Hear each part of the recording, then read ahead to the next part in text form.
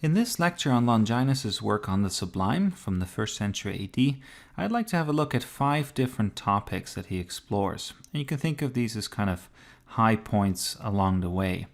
At first glance, they may not seem like they have much to do with each other, but we will try to establish some loose connections anyways. Alright, so let's start with passion then. And Longinus writes, "For I would confidently pronounce that nothing is so conducive to sublimity as an appropriate display of genuine passion." And indeed, for Longinus, passion trumps everything else. You can be hyper-correct and follow all the rules. You can display your rhetoric and your artistic ability, but unless you take risks and really kind of allow the passionate side of you to come out, then you're not going to have much of an effect on the reader or the listener. You have to make your imagery vivid.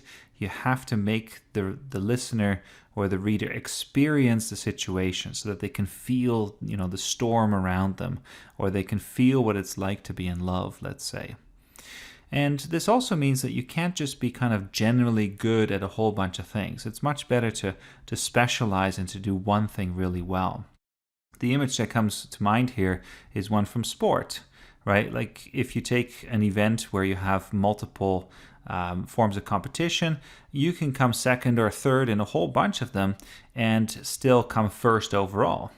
But Longinus says the Sublime is a little bit more like a 100-meter dash in a sense, right? It's like a lightning bolt, he says. It's super fast. It hits you. It's the one thing that really matters. So maybe that analogy helps a little bit to understand how for Longinus, passion is the biggest thing. And you can't just be generally good and kind of achieve good results in general without doing one thing super, super well and impressing everybody. So passion then, the effect of it is that any rhetorical device does not seem artificial. It's not on the surface, but we don't even notice it because we get carried away with the passion.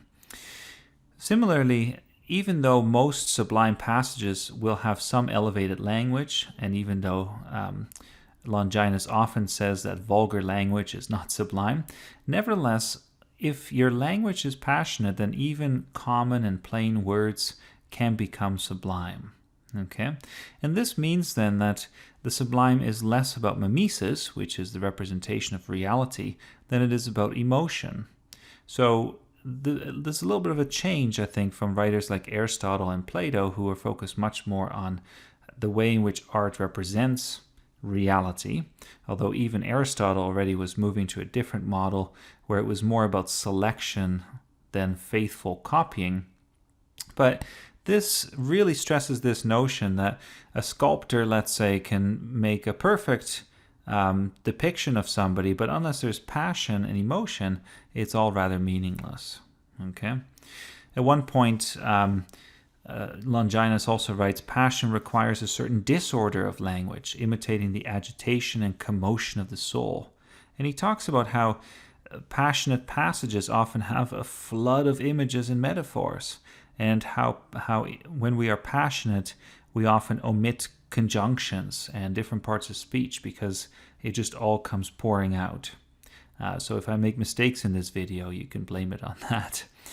All right, so that's the first point that Longinus makes here about what is considered sublime.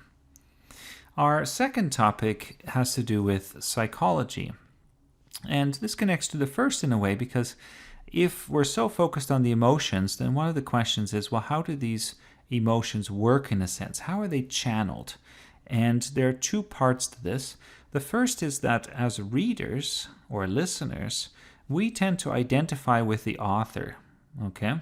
And he writes at one point, "It is natural to us to feel our souls lifted up by the true sublime and conceiving a sort of generous exaltation to be filled with joy and pride as though we had ourselves originated the ideas which we read." When you read an amazing book and you're carried away with it, it's as if you are the author, as if you're in the driver's seat, and that separation between author and reader has been completely elided. Now, there's also an identification between the author and the characters. At one point, Longinus writes, "In a sublime depiction of battle," and here comes the quote, "the mind of the poet is swept along in the whirlwind of the struggle." So the poet loses himself as well. And you can see there that there's this kind of transport, this kind of ecstasis, right, where you stand outside of yourself. So if you're a writer, if you're a creative writer, you need to allow yourself to be swept along and to be inspired. Now, if we think then about our third issue, which is the worldview issue, there is a kind of conundrum that Longinus doesn't quite deal with openly. He doesn't quite resolve this problem. If we are passionate people and we're overcome by our emotions, then that presents a problem in terms of writing something that represents a particular worldview and also tying the sublime to a particular view of life. Okay? At one point, Longinus writes, "It is proper to observe that in human life nothing is truly great which is despised by all elevated minds." In other words, the sublime has a moral aspect. Only good things, in a sense, or relatively good things, or things that build up or that we can admire, can be sublime. And hopefully you can see the problem this represents if we think about passion or emotion. Plato, of course, saw that the emotions are not always good. They can lead to a kind of contagious effect where we are infected by our emotions and by things outside of us and we lose control of our reason, right? So if we go to a big music concert, for instance, and the whole thing is about materialism and self-indulgence and so on, well, we can be swept up by our passions and find it elevating and maybe sublime. But Longinus would say, if the moral view expressed at that concert is not a good one, then we cannot consider that sublime, right? And he writes, "For example, no man of sense can regard wealth, honor, glory, and power, or any of those things which are surrounded by a great external parade of pomp and circumstance, as the highest blessings." That's a really fascinating point, because it suggests that we should not get carried away by external trappings, by great shows and things like that, but we should look at what truly matters in life, and we should have a moral view of life. This is a great point to make if we think of something like the Nuremberg rallies, where Hitler had the troops parade, and we have all of these grand ceremonial effects. From Longinus's point of view, those would be false pomp and circumstance, and a good person should see through those and should see that that's an example of bathos, or that's an example of, well, maybe bathos is not quite the right word. Maybe it's an example of bombast, actually, where there's a lot of sound and fury signifying nothing. Okay, so you can hopefully see the problem then that we have on the one hand this focus on passion, and then on the other hand we have more of a focus on worldview, which is a more rational approach. And squaring these two things or bringing them together is obviously very challenging. Our next point has to do with something called the anxiety of influence, which is a term I've borrowed from the critic Harold Bloom. So one of the things that Longinus points out is that writers compete with each other. They all want to be the greatest writer. And you can tie this to our previous point by then wondering, well, is this actually a good thing to strive for? Is this just a false sense of glory? I think Longinus doesn't quite address this issue and doesn't come to terms with it.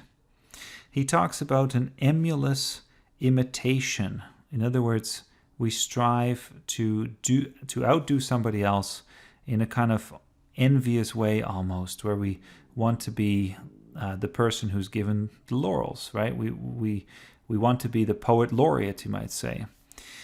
All right, so he writes at one point about the way in which Plato kind of competed with Homer for the crown, and he writes this: "Nor, in my opinion, would so many fair flowers of imagery have bloomed among the philosophical dogmas of Plato, nor would he have risen so often to the language and topics of poetry had he not engaged heart and soul in a contest for precedence with Homer, like a young champion entering the lists against a veteran. So you can see the contest, the agon here, and it's actually kind of funny because, of course, Plato was very distrustful of Homer and was constantly saying that Homer was misleading people and that people had to think for themselves. But according to Longinus, Plato is just trying to outdo Homer, and this is a competition, right? And that makes it ironic that Plato himself had so many poetic images when he was criticizing Homer for his poetry. If we want to further this discussion, we might have a look at Harold Bloom's work on the anxiety of influence, and he argues that we can look at Freud, who suggested that children often look to their fathers and they want to kind of metaphorically kill the father figure in order to come to terms with that issue of authority. Doesn't mean they literally kill the father, but there's a kind of desire to outdo the father. And as somebody with a teenage son, I can tell you that that's definitely true.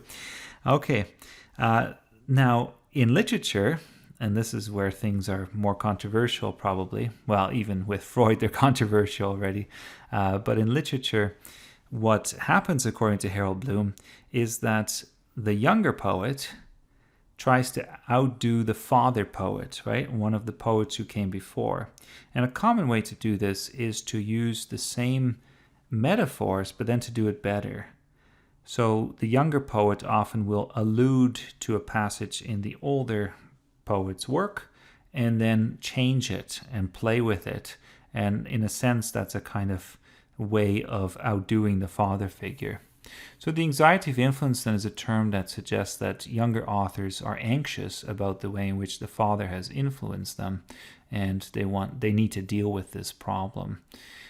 So I think we can see that in the work of Longinus, the way in which he talks about Plato and Homer, and Homer's influence on Plato.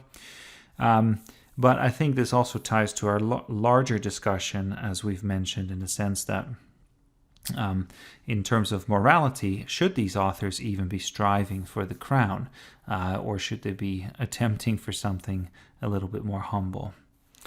Our last topic is also in a sense about morality, and this has to do with whether different types of societies or governments are more conducive to producing sublime works.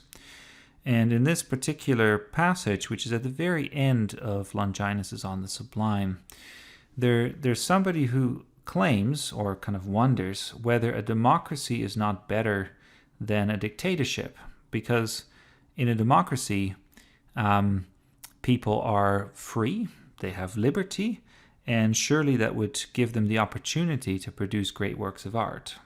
Okay. Longinus counters this by saying, okay, well, that's all fair, but one of the things that happens in a democracy is that people become slothful. They're materialistic. They only care about money and pleasure and things like that. Whereas in a dictatorship, there's so much hardship, right? Yes, there is also flattery and slavery and all of these problematic things, but there's also an attempt to kind of live a more difficult life and to overcome one's materialism. And from that perspective, that kind of government, even though I don't think Longinus approves of it necessarily, but he does point out that it's just as likely to produce sublime works of art as democracies, which is an interesting point to consider. And he writes, are we not enslaved, nay, are not our careers completely shipwrecked by love of gain, that fever which rages unappeased in us all, and love of pleasure? So this brings us back then to the beginning of our discussion, because we started with passion, and we can now see that some of these passions which rage in us are actually really problematic, right? And I hope you can see then that this is kind of a thread that runs all the way through On the Sublime, this problem of how do you reconcile morality and the sublime on the one hand and passion on the other. Are these things actually in sync with each other or not?